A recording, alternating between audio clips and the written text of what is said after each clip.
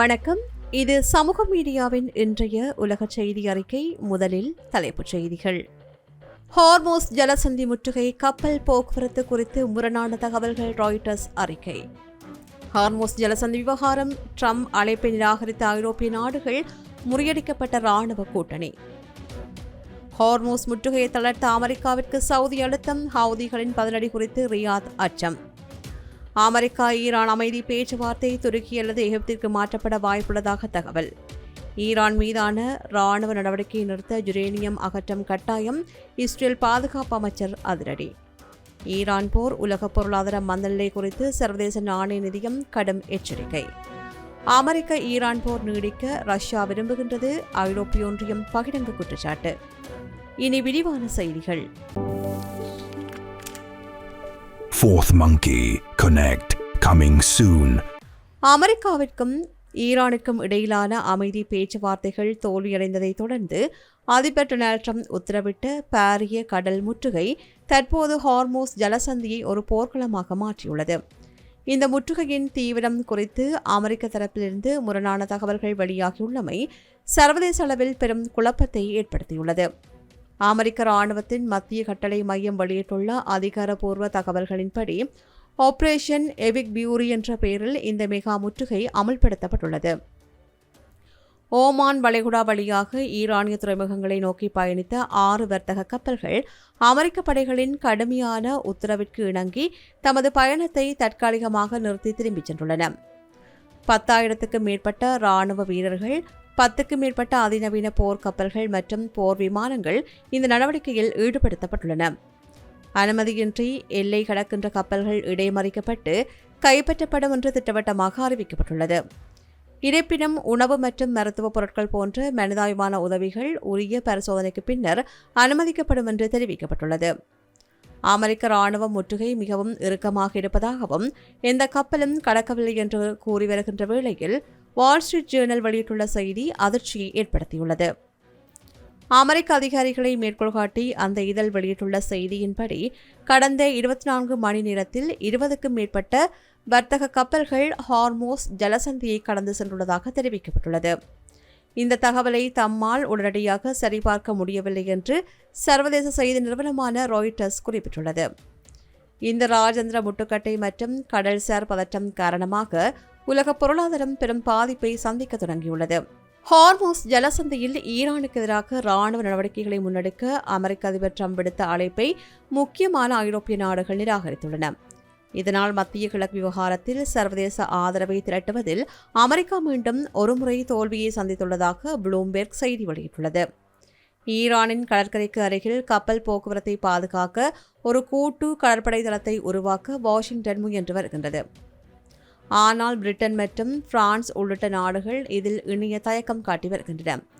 நிரந்தரமான போர் நிறுத்தம் ஏற்படும் வரை படைகளை நிறுத்த தயாராக இல்லை என்று ஐரோப்பிய அதிகாரிகள் திட்டவட்டமாக தெரிவித்துள்ளார்கள். தற்போதைய சூழலில் ராணுவ மோதலை விட அமெரிக்கா, இஸ்ரேல், ஈரான் இடையிலான சிக்கல்களை ராஜேந்திர ரீதியாக அணுகுவதிலேயே லண்டனும் பெருசும் ஆர்வம் காட்டுகின்றன. எந்தவொரு ராணுவ நடவடிக்கைக்கும் ஐக்கிய நாடுகள் சபையின் அங்கீகாரம் அவசியம் என்பதில் ஐரோப்பிய நாடுகள் உறுதியாக உள்ளன. ஆனால் தற்போதைய உலக அரசியல் சூழலில் அத்தகைய அங்கீகாரத்தை பெறுவது சிக்கலானதாக கருதப்படுகின்றது. ஈரானை பகைக்காத நாடுகளையும் இந்த பேச்சுவார்த்தையில் உள்ளடக்க வேண்டும் என்று பிரான்ஸ் விரும்புகின்றது. மேலும் சில நட்பு நாடுகள் இந்த விவகாரத்தில் அமெரிக்காவின் நேரடி பங்கேற்பை ஒரு விரும்பத்தகாத காரணியாக கருதுவதாக தெரிகின்றது. இது ட்ரம்பின் வெளியுறவுக் கொள்கைக்கு கிடைத்துள்ள மிகப்பெரிய பின்னடைவாக பார்க்கப்படுகின்றது. முற்றுகை நடவடிக்கையை தொடர்ந்து உலகளாவிய எரிசக்தி விலைகள் கடுமையாக உயர்ந்துள்ளன. பின்லாந்து அதிபர் அலெக்சாண்டர் ஸ்டப் இது பற்றி கூறுகையில், இதில் பல சிக்கல்கள் உள்ளன.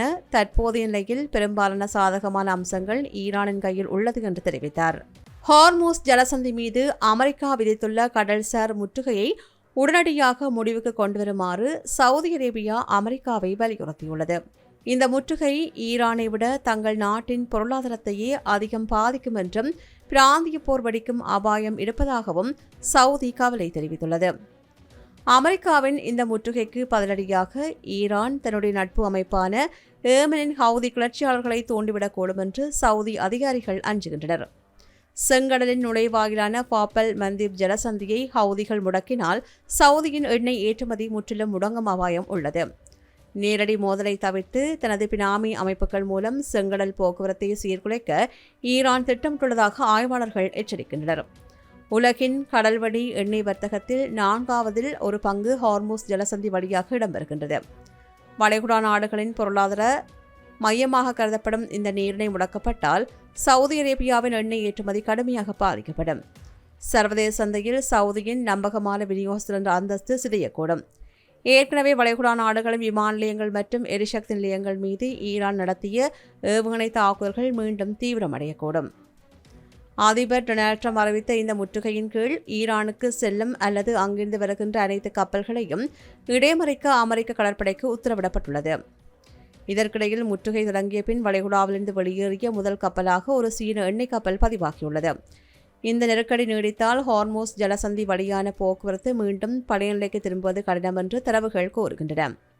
பஹ்ரைன் ஆய்வாளர் இதுபற்றி கூறுகையில், அமெரிக்கா ஒரு சீர்குலைப்பாளராக இல்லாமல் கடல்சார் பாதுகாப்பிற்கு உத்தரவாதம் அளிப்பவராக இருக்க வேண்டும் என்று வளைகுடா நாடுகள் விரும்புகின்றன. ஈரானை தடுக்கும் அதே வேளையில் எங்களின் ஏற்றுமதியை தண்டிக்காத வகையில் அமெரிக்காவின் நடவடிக்கை அமைய வேண்டும் என்று தெரிவித்துள்ளார். சவுதி அரேபியா மற்றும் அதன் அண்டை நாடுகள் ஐநா போன்ற சர்வதேச அமைப்புகள் மூலம் ராஜந்த தீர்வு எட்டப்பட வேண்டும் என்று விரும்புகின்றன. நீண்ட காலமாக நிச்சயமற்ற நிலை பிராந்திய இஷ்டத்தன்மையை உலகளாவிய எரிசக்தி பாதுகாப்பையும் சீர்குலைக்கும் என்பதால் மீண்டும் பேச்சுவார்த்தை மேசைக்கு திரும்புவது சிறந்ததென்று ரியாத்தின் கருத்தாக உள்ளது. ஈரானின் இஸ்ரேல் முன்னெடுத்து வருகின்ற ராணுவ நடவடிக்கைகளை முடிவுக்கு கொண்டுவர வேண்டுமானால் அங்கிருக்கும் செறிவூட்டப்பட்ட யுரேனியம் முழுமையாக அகற்றப்பட வேண்டும் என்பதே அடிப்படை நிபந்தனை என்று இஸ்ரேல் பாதுகாப்பு அமைச்சர் இஸ்ரேல் கேட்ஸ் தெரிவித்துள்ளார். இனப்படுகொலை நினைவு தினத்தை முன்னிட்டு நேற்று ஆற்றிய உரையில் அவர் இதனை தெரிவித்துள்ளார். ஈரானிடம் தற்போது கையிருப்பில் உள்ள செறிவூட்டப்பட்ட யுரேனியம் அந்த நாடு மீண்டும் தனது அணுசக்தி திட்டத்தை தைரியமாக தொடங்குவதற்கு அடிப்படையாக அமையக்கூடும். பிராந்தியத்தின் பாதுகாப்பை கருத்தில் கொண்டு இந்த அணுசக்தி மூலப்பொருட்கள் ஈரானிலிருந்து அகற்றப்படுவது அவசியமானதாகும்.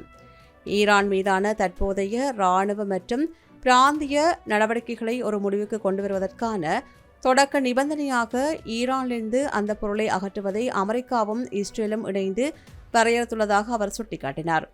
அமெரிக்காவின் கடல்சார் முற்றுகையானது ஒருபுறம் தீவிரமடைந்துள்ள சூழலில் இஸ்ரேல் இந்த நேரடி நிபந்தனை ஈரான் மீதான அழுத்தத்தை மேலும் அதிகரித்துள்ளது.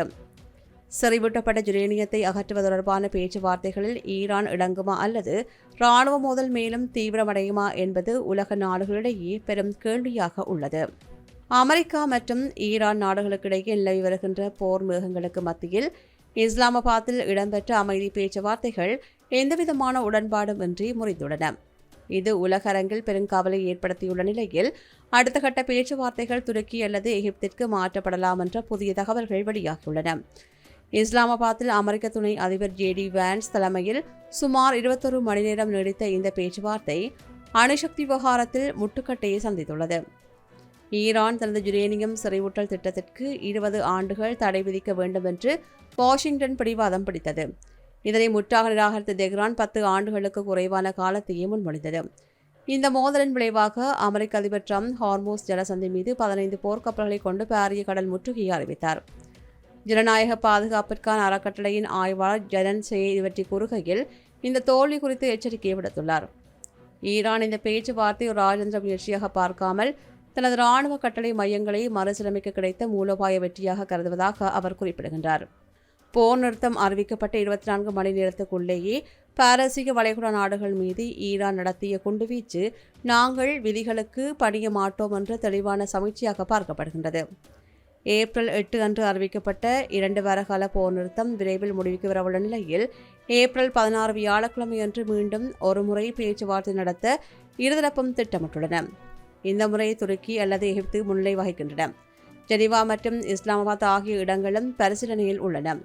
முந்தைய தோல்வியால் இந்த முறை பிரதிநிதிகளின் எண்ணிக்கை குறைவாக இருக்கும் என்று JD வான்ஸ் இதில் பங்கேற்க மாட்டார் என்றும் தகவல்கள் கூறுகின்றன. ஈரான் போர் தீவிரமடைந்தால் உலக பொருளாதாரம் மீண்டும் ஒரு பாரிய மந்த நிலையை எதிர்கொள்ள நேரிடும் என்று சர்வதேச நாணய நிதியம் எச்சரித்துள்ளது. எரிசக்தி விலை உயர்வு மற்றும் விநியோக தடைகள் காரணமாக 2027 ஆண்டு வரையில் ஒரு பீப்பாய் கச்சா எண்ணெயின் விலை $100 மேல் நீடித்தால் உலகம் நிதி நெருக்கடியில் தள்ளப்படும் என்று அறிவுறுத்தப்பட்டுள்ளது. குறிப்பாக போர் குறுகிய காலம் நீடிக்கும் என்று கருதினால் 2026 உலக பொருளாதார வளர்ச்சி 3.1% இருக்கும். எண்ணெய் விலை சராசரியாக $82 இருக்கும்.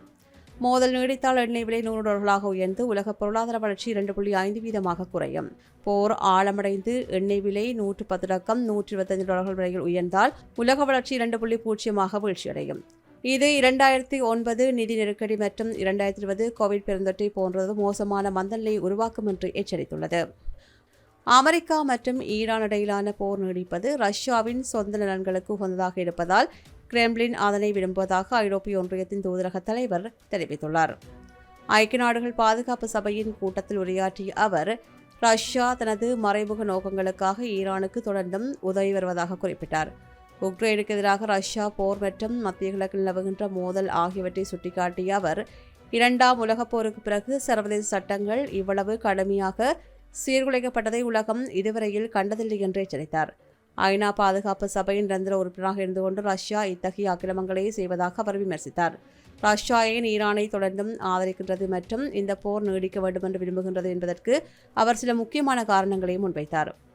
மத்திய கிழக்கில் போர் நீடிக்கும் வரையில் உக்ரைன் மீதான ரஷ்யாவின் ஆக்கிரமிப்பு குறித்த உலக நாடுகளின் கவனமும் சிதறடிக்கப்படும். போர் காரணமாக உலகளாவிய எரிசக்தி மற்றும் கச்சா எண்ணெய் விலைகள் உயர்வது எரிபொருள் ஏற்றுமதியை நம்பியிருக்கும் ரஷ்யாவிற்கு பெரும் வருமானத்தை தருகின்றது. ஈரான் தன்னுடைய ஆளில்லா விமானங்கள் மற்றும் உளவு தகவல்களை ரஷ்யாவிற்கு வழங்குவதற்கு பதிலாக ரஷ்யா ஈரானின் வான் பாதுகாப்பு அமைப்புகளை வலுப்படுத்த உதவி வருகின்றது. இதற்கிடையில் ரஷ்ய அதிபர் விளாடிமிர் புதின் சிறப்பு தூதரான கிரில் டிமிட்ரியவ் அமெரிக்க ட்ரம்பின் நிர்வாக உறுப்பினர்களை சந்தித்து பேச்சுவார்த்தை நடத்துவதற்காக அமெரிக்காவிற்கு பயணம் செய்துள்ளமையும் குறிப்பிடத்தக்கது. இத்துடன் சமூக மீடியாவின் இன்றைய உலக செய்தி அறிக்கை நிறைவேற்றி வருகின்றது. மீண்டும் மற்றொரு செய்தி அறிக்கையில் உங்களை சந்திக்கின்றேன். நன்றி. இது போன்ற பல செய்திகளை தெரிந்து கொள்ள நம்முடைய சமூக மீடியா யூடியூப் சேனலை சப்ஸ்கிரைப் செய்து அருகிலுள்ள பெல் பட்டனை கிளிக் செய்யுங்கள். மேலும் செய்திகளை உடனுக்குடன் தெரிந்து கொள்ள சமூகமீடியா.com என்ற இணையதளத்தின் வாயிலாக எங்களுடன் இணைந்திருங்கள்.